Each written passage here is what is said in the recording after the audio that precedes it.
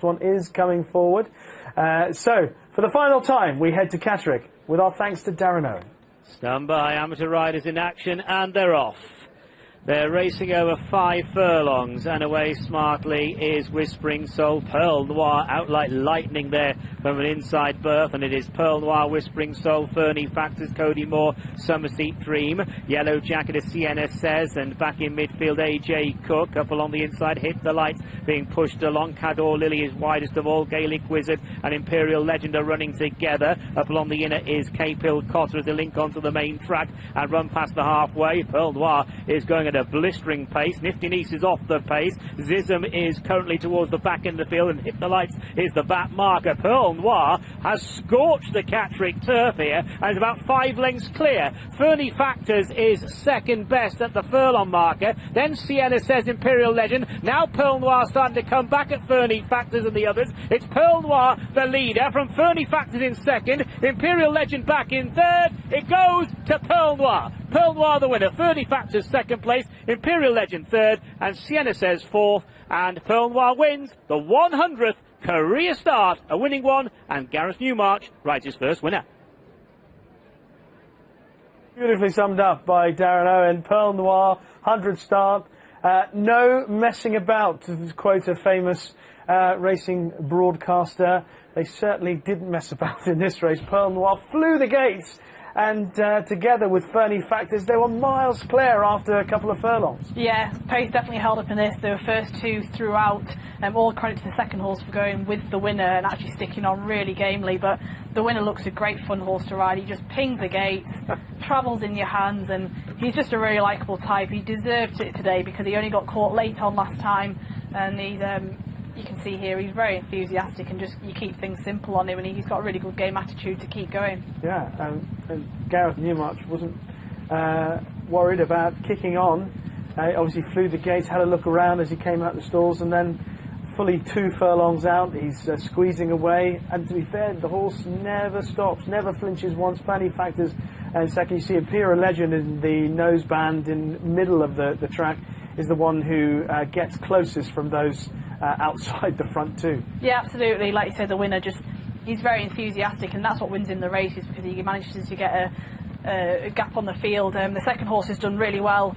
He's another likeable type. He remains a maiden after 18 starts, but he's been placed all bar one of his 12 starts this year. He's very consistent. And back in third, Imperial Legend, I thought the race might be run to suit him, and he's run another really good solid race. I think Simon Walker finished around 5th on Summerseat Dream. He got a bit more out of the horse. I think, like I said beforehand, sometimes you can get carried away in these races, back in the jockeys, but he got a little bit more out of this filly today, and hopefully this is a step forward for her going forwards. Yeah, she'd lost her way after her win earlier in the season, but that was a bit better today. But it was quite thrilling watching Pearl Noir in this finale here at Catterick. He scorched the turf. It'd be interesting to see what time he ended up clocking. Pearl Noir, 7-2 favourite for Gareth Newmarch and Scott Dixon. Second was Fernie Factors at 7-1. Imperial Legend was third at 5-1. There was a withdrawal before the off, number 3 Yorkshire Pudding, so Rule 4 applies.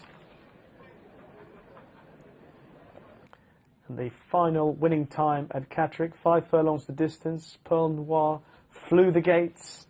Kept it very simple, Gareth Newmarch. There was no worrying about rating this horse. And came back in a time of 59.78. It was 1.78 seconds above the standard time. But who cares when he was well clear at the line.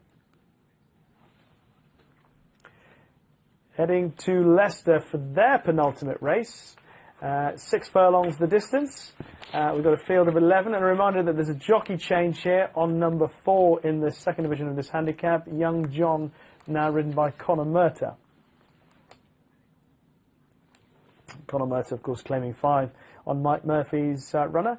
And the market has Cutting Edge now as the favourite. Opened up 11-4 on the drift out to 7-2, back into 130s. 4-1 Dane Case, Swanton Blues 5s from 6s, 7-1 Dreamboat Annie, 10-1 Paul George 2, 11s Young John, that's from 16s, and it's 12-1 bar those. So back here at Leicester, we've got the second division of the 6 furlong handicap coming up. By and large, some exposed handicappers. One who isn't, however, James, is number 6, Poyle George 2, who goes into this sort of company for the first time. Yes, he had the 3 runs in novices and a pretty decent enough standard. Third in the last 2 of them. I think 67's at a fair mark. Could improve, but needs to.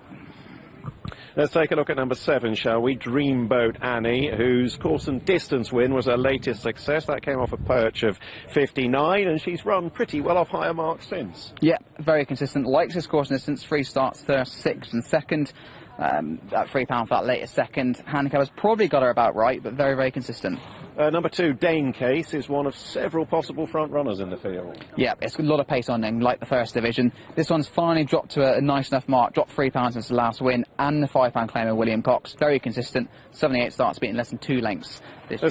Take a look at number 1, Swanton Blue. Winner last time out, turns out under a penalty, again tends to go from the front. He is the flat-out front runner. I thought he'd gone too quick at Epsom, yet he kept on going last time. His last 3 efforts have been really good.